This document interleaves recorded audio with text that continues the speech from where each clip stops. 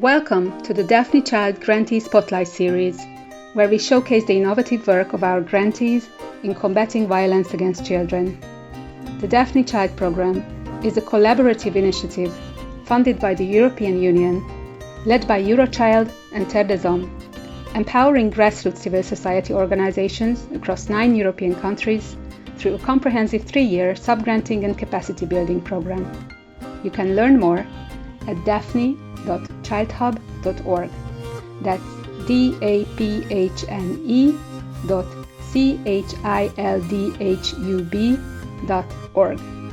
I'm Zsófia Karetka, and today I'm speaking with Oana from Asociația Corporal or Rainbow of Knowledge Association about their project Passport to Safety, providing therapeutic support for children affected by violence in Medgidia in Romania. Oana, welcome to the podcast. Thank you so much for joining. Thank you. Can we start by you introducing yourself and giving us a background on the Rainbow of Knowledge Association? I am Oana Paraschiv. I am the manager of Asociația Corporal Cunoașterii. Asociația was founded in 2013 in Medgidia. Medgidia is medium city in the southeastern part of Romania. So it's a city that serves not only the city itself, but also the smaller cities and the rural area around. We provided educational services and therapeutical services and social services for over 12 years in this area. And our main objective is social inclusion and fighting discrimination, either gender discrimination or social and economical reasons or disability reason. So our beneficiaries are children with social needs, some of them from families with social and economical challenges, but also children coming from families where they saw violence, especially violence between parents. And the other type of beneficiary are special needs children, children with autism and all types of diagnosis. That's why I'm very proud to say that 2 of our beneficiaries in the first group are 2 autistic children, and they are doing very well in the group. They are a part of the group now, and everybody is including them in everything. Before we go into the project itself, so you did start painting a picture of Medgidia, and now we can place it on the map. But you also mentioned that in this part of Romania, the old-fashioned ways, so-called old-fashioned ways of discipline are still very prevalent. It's with 2 out of 10 parents believing violence is a good way to educate children. So can you tell us a bit more about this community and what makes it challenging to change these deeply held beliefs about child rearing? Well, unfortunately, not only in this region, violence is considered a form of education. I can say for sure in this region because I live in it, but it's a mentality of the population, because we were raised in a society where we have to perform or we were getting a correctional... a beating. Yeah. So because of the way we were raised, we are passing this acknowledgement to the next generation. It's natural, The good news is that at least if not these methods are not changed right now, but most of the parents, at least they realize that it's not good what they are doing. It's very hard to change the way you were taught to do things. But at least they understand is not good but change is very hard.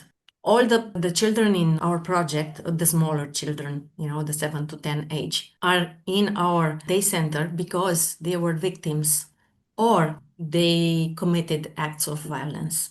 All of them. This is why they brought them to us. But while talking to the parents, they say, oh no, I don't use violent methods. No, I never hit my. We know people that you hit your children, because that's why they are here. And we have psychological evaluations and we have social inquiry, we have everything. But still, but that's a good news because at least they realize it's not good, you know. Everybody is blaming the children. The children are bad, the children are doing that, the children are violent, the children, they don't learn. It's like someone brought us these children from another planet, and we are just stuck with these children. No, we made these children. It's our doing, you cannot blame the children. Yeah. So so you need to start working with the parents, and in order to work with the parents, you need to gain their trust. And you mentioned that there are some very strong walls of denial as well about their own behavior, but you need to somehow get through it. What's the key to that? Well, it's a dance. You cannot tell some truths very directly because they will just raise the wall and run. So you will have to tell something and give it an alternative. And we found that we cannot only do information. It helps with nothing. Just information, it's something that they see on TV all the time.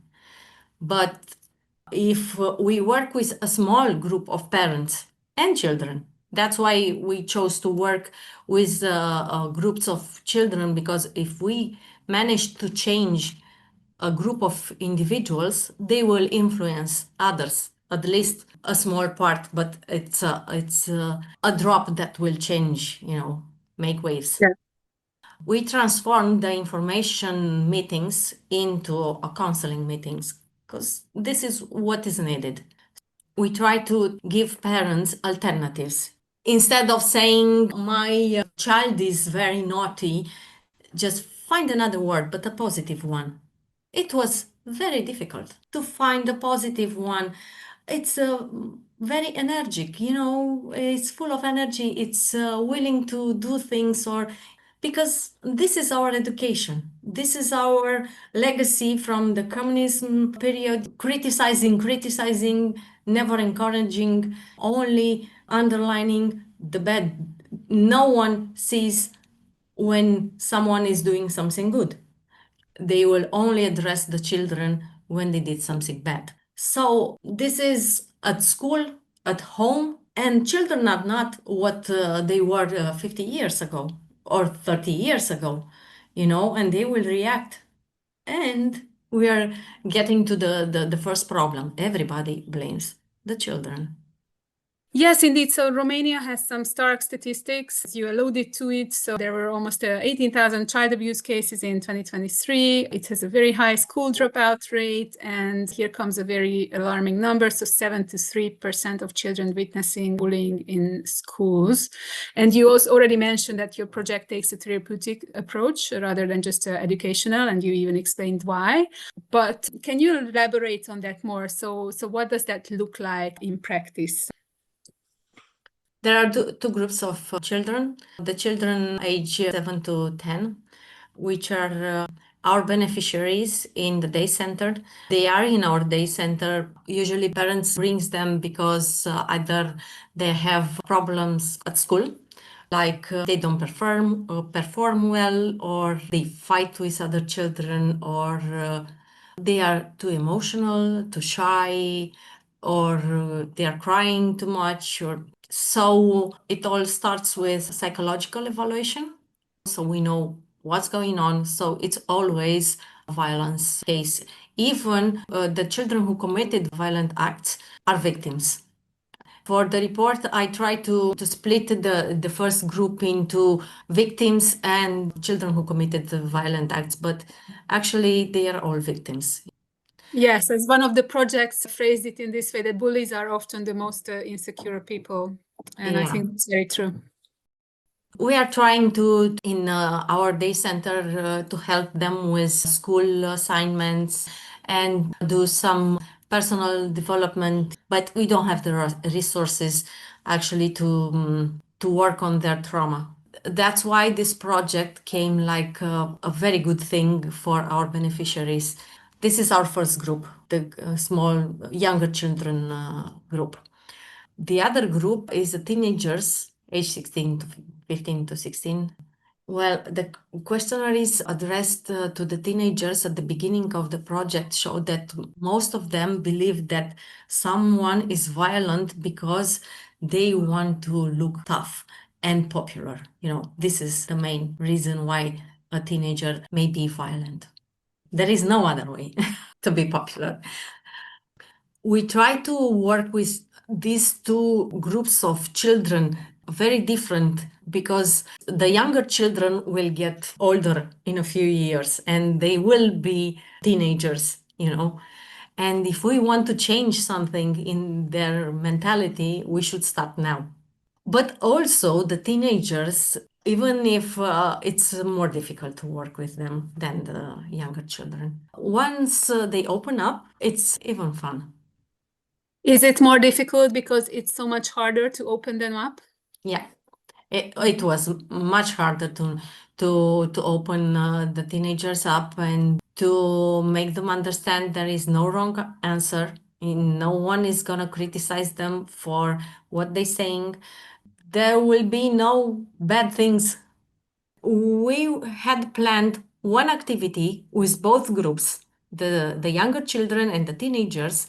And the first activity was not like we planned because the teenagers, they didn't want to interact with the younger children were so happy. Oh, we're going to meet the guys from high school. No, they didn't come. The teenagers, most of them, they didn't come to the activity.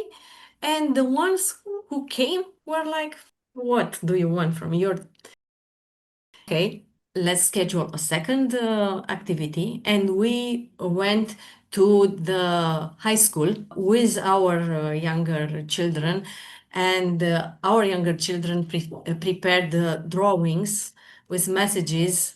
And it was much better, but it took us a few weeks of working with the teenagers so they can open up and not reject the poor smaller children, who are very enthusiastic to meet their... Yeah, and that's something that every project mentions, that so you need to, initially, you need to put an effort into just creating a safe space, and it takes time. And also what you also mentioned here is that you have an idea of how this might work.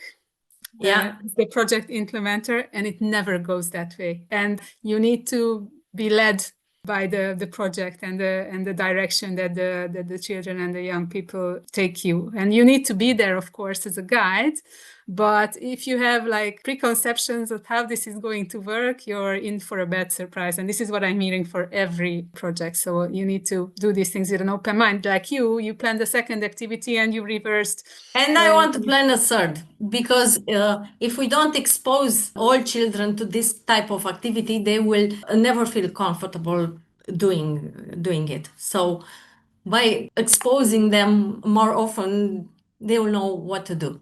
So we are trying to plan a third meeting. Even if it's not in the project, it doesn't matter. It contributes to the main objective, So because the teenagers are starting to realize that they are models to the younger children, and they look up to them. And they have to give them some attention and feedback, So they did. At the second meeting, they bought candies and sweets, and they actually talked to the younger children. So the idea was that the younger children arrived with these drawings that they prepared on the topic of violence, and then everybody was invited to talk about it, or what did this look like? Yes. We asked the teenagers to share some experience with violence and why it's not good. Just to share some experience with the younger children, to teach them if someone pushes you, you don't have to hit him and you don't have to do, just for the younger children to hear from the teenagers what they should do. It's better than hearing from us, the adults. Okay. So I just want to pick up on a topic that you mentioned, and I think we can agree that bullies and victims are actually both victims of the same phenomenon. But still, so you have bullies and victims in the same group. So tell me about the dynamic that creates, and how do you handle these two groups differently in the same session? What are the challenges that you see there, and how do you handle them? Well, at first, the bullies and the victims, is not a shared information. We don't label them on this road. It's the bullies, and no. We are all children here. We are all equal, and we are all here to discuss some topics. So, by experiencing and the sessions with the smaller children are very dynamic and proactive, and it's like a game. It's like they're playing, but actually they're playing roles, and they find how they feel in some situations. So even a bully can understand that his victim was not feeling well. And actually, I don't think, that's my personal opinion. I don't think that a bully at this age sees himself as a bully. At this age, they just react and they think they have the right because this is how they were taught. So I guess one of your aim is to get them out of this reaction mode into something more conscious and intentional.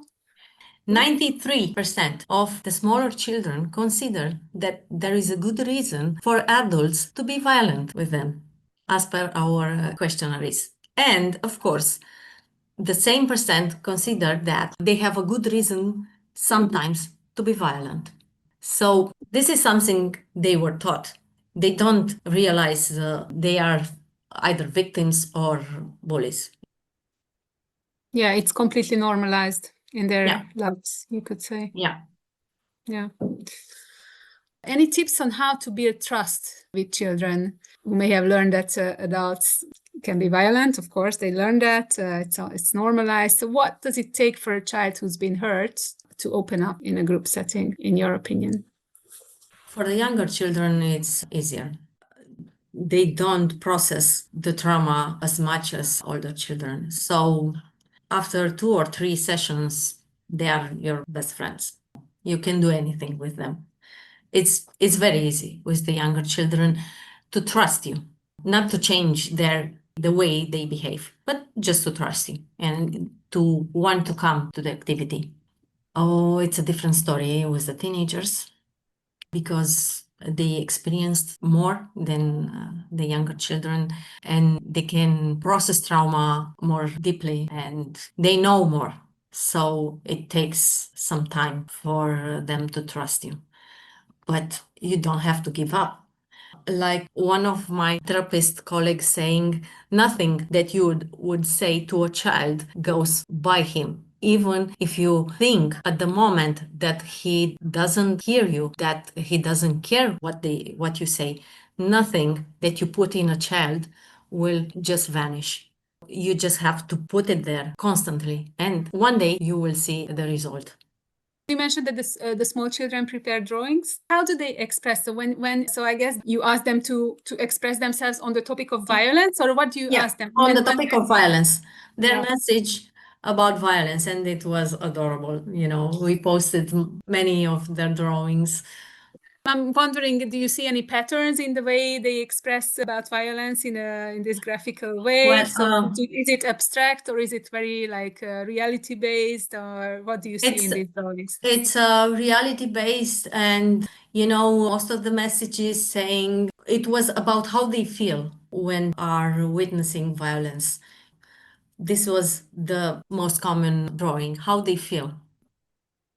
And how do they feel? What did you see? Scared, sad, alone. In this drawing, so you're obviously using them for the sessions in the frame of this project, but are you planning to use them elsewhere in the future? Are you going to collect them into a collection? The drawings were offered to the teenagers at the second meeting. Okay. They gifted the drawings to the teenagers. Also, you're actively involving children in creating the group rules, from what I understand, and they have some liberty in choosing the activities.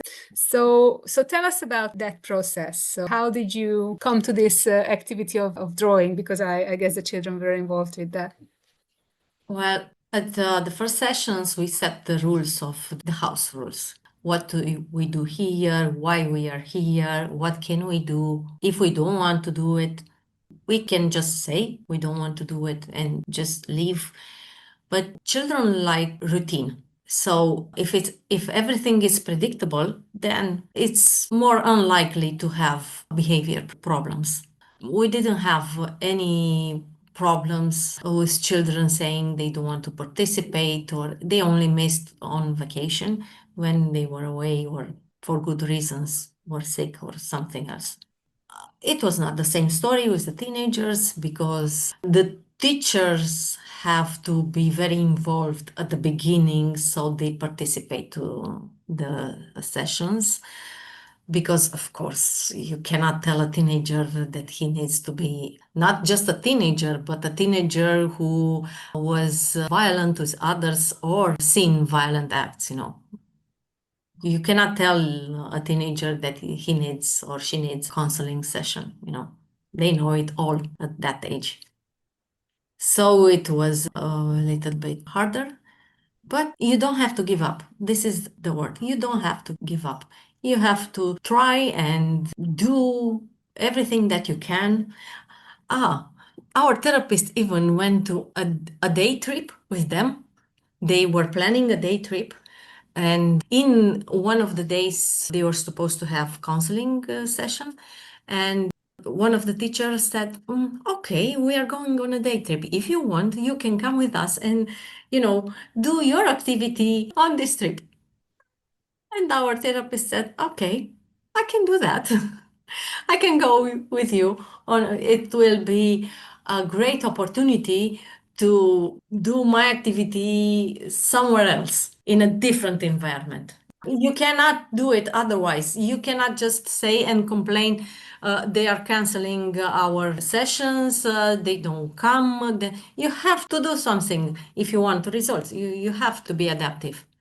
Can you cite any more examples? Because you already mentioned about how you changed your course when you found that the teenagers were not very engaged, or this particular instance of doing the session in the day trip. Do you have any other examples where you have to adapt to a new situation quickly in this project? The teachers' meetings also didn't go as planned. Tell me more. We were supposed to have them in August because June is the end of school, July we have the exams, August we don't have anything, so okay, August. Of course, in August, nobody came to the planned meeting, so August is our only free month, though, of course. But you said in August, okay, doesn't matter. So we had to go to the school. We went to the school and made the counseling at school in October. Yeah. Do you find the same resistance with teachers as you encounter with parents? More resistance. It's a very difficult period right now. Teachers are in a fight with the government. There are many changes in the educational system, and you cannot even speak anything except what they have as a problem. You can start speaking, talking about violence, and you end up talking about the government wants to do that, and we cannot do it because we are not prepared and we don't have this. It was not what, again, we didn't reach. The impact was not what we expected with teachers. We provided materials, but nothing more. It's a lot of resistance. It's a lot of resistance because in our system, teachers say that it's not their job to educate children other than academic knowledge. How to behave, how to react and socialize is not their job. Should be done at home. But you cannot separate everything, just like from here to here, it's only academic. Because if a child, small or old or whatever, doesn't stay put, you cannot deliver the information. First, he has to listen to you. Then he will hear you. You are really meeting challenges everywhere and resistance and rejection.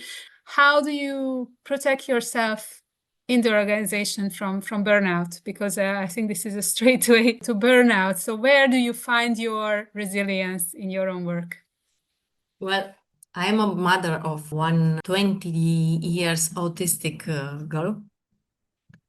She's the reason why I founded this association. And 12 years ago, I thought that my child has all the problems in the world. But soon I found out that people who don't have any medical issues, they have sometimes more problems than an autistic child. And over the time, I saw abused children, and I saw depressed and PTSD children, and all kinds of children having all types of psychological problems. And at least I know what to do as a parent of an autistic child. The others, they don't know what to do, and they deny they have any kind of problem, and it doesn't go away. It doesn't solve itself. It's just there. So this knowledge gives you the power to carry on? Yeah. As we are nearing the end of the session, for other organizations that work in small communities where traditional attitudes about discipline are very, very deeply culturally entrenched, what's your advice? So how to create lasting change? And I know that you're still in the process of figuring it out too, but what would be your advice to other organizations that work in similar contexts? My advice is never to give up. You know what you have to do. Just do it until it works. Change is very hard. No one and nothing changes overnight. You have to try over and over and over, and after some time you will see the results. It's impossible to change something that was created in long time. We don't have to have these expectations. Change is not easy.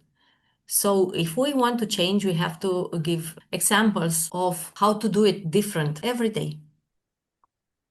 Yes, those are beautiful words and very good advice as a kind of guiding light for your work. Yeah, you don't have to look at what you changed today. You probably didn't change anything today. You just do your job. Do your job, and someday you will be surprised. Don't think and as you about mentioned, nothing goes by the children. So exactly. it will be there. Yeah. Okay. It might look like our target group is very small. We didn't target it like hundreds of children, but because we believe that if we can affect for a longer period of time a small group, they will influence others in time, because these children will be exposed to 14 months of therapy. This will forever change them. There's no doubt about it. And their parents. I'd like to thank you very, very much for your insights. Thank you. To our listeners, thank you for joining us for this episode of the Daphne-CHILD program's Grantee Spotlight series. You can learn more about this program and all the 48 grantee projects across 9 countries at our website daphne.childhub.org. Until next time, goodbye!